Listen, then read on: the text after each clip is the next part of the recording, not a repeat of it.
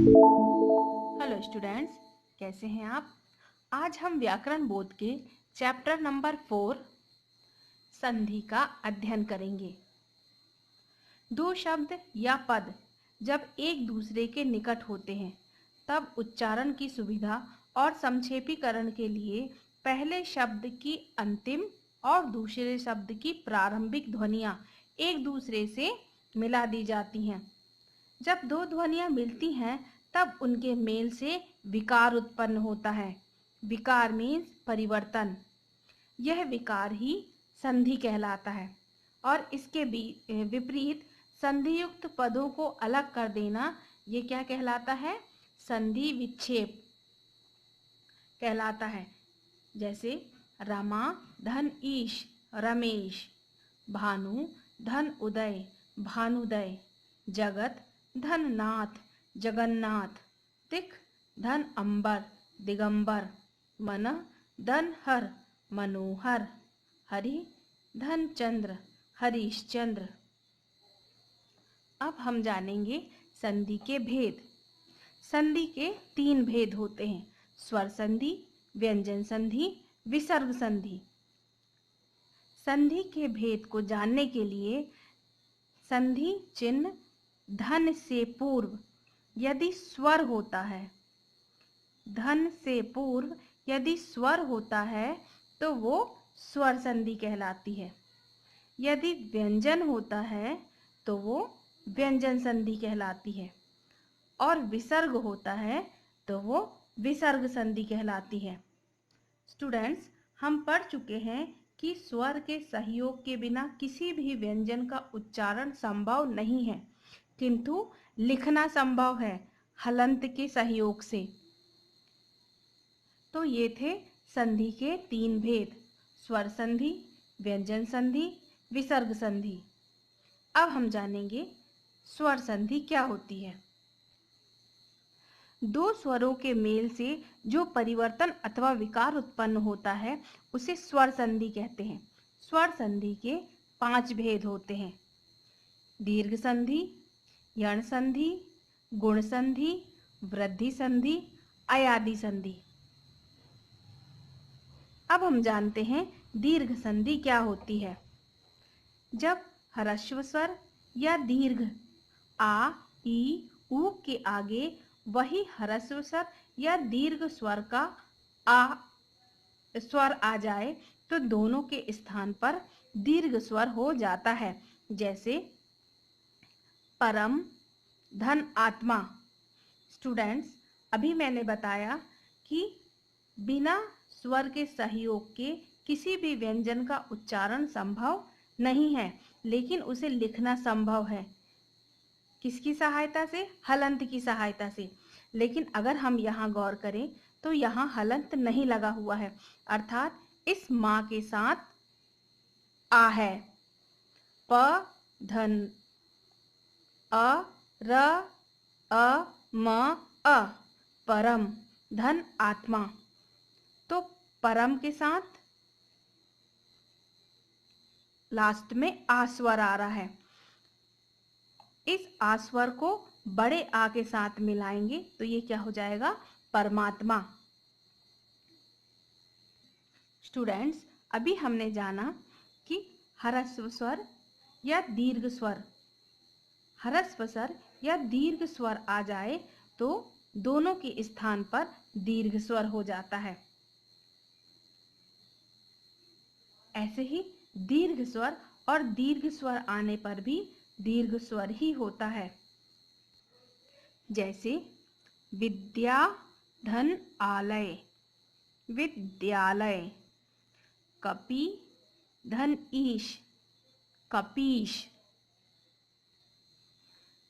यहाँ पर भी छोटा ऊ और छोटा ऊ मिलकर बड़ा ऊ बना रहे हैं। भानु धन उदय, भानुदय। ये बड़ा ऊ और छोटा ऊ ये मिलकर बड़ा ऊ बन रहा है। वधु धन उत्सव, वधुत्सव। अब हम जानेंगे यण संधि। यदि ह्रस्व या दीर्घ ई, ऊ, री के आगे कोई असमान स्वर आता है तो ई का या ऊ का और री का रा हो जाता है। जैसे ये छोटी ई और आ ये मिलकर क्या बना रहे हैं, या।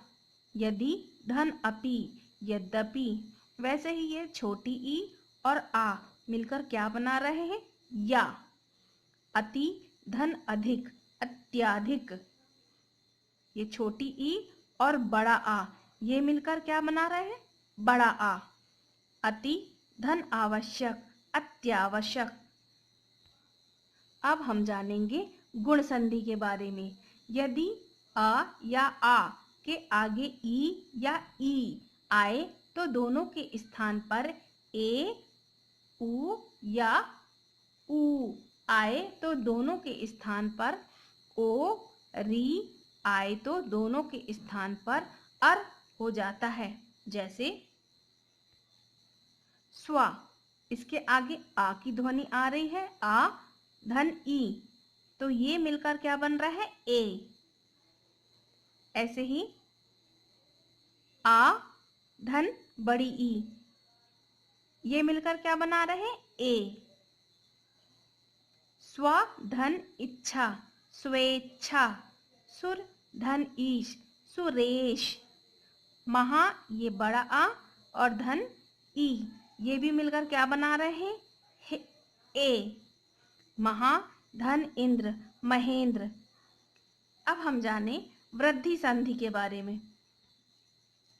यदि आ या आ के आगे ए या ए आए तो दोनों के स्थान पर ए हो जाता है। ओ या औ आए तो दोनों के स्थान पर ओ हो जाता है। जैसे एक धन एक एक एक, यहाँ पे आ का स्वर आ रहा है और यहाँ ए, तो आ और ए मिला के क्या हो रहा है, आए। यहाँ आ और ए ये मिलकर क्या बन रहा है, आए। यहाँ आ और ओ ये मिलकर क्या बना रहे हैं, आओ। एक धन एक एक एक, लोक धन एषणा लोकेशणा, महा धन ओज महोज। अब हम जाने अयादि संधि के बारे में। यदि ए आए ओ औ के आगे कोई असमान स्वर आए तो ये क्रमशः आए आए अव आव में बदल जाते हैं। जैसे ने धन अन नयन, ये ए और आ किस में बदल रहे हैं, आए। ने अन नयन। ऐसे ही ये ए आ आए किस में बदल रहे हैं, आए। गए गै धन अक गायक। पौ आओ धन आ मिलकर ये किस में बदल रहे हैं, आओ में। पौ धन अक पावक। तो स्टूडेंट्स ये थे स्वर संधि के भेद। इस वीडियो में इतना ही। अगले वीडियो में हम जानेंगे व्यंजन संधि और विसर्ग संधि के बारे में। आज का आपका होमवर्क है स्वर संधि और इनके भेदों का पुनः अभ्यास करें। Okay students.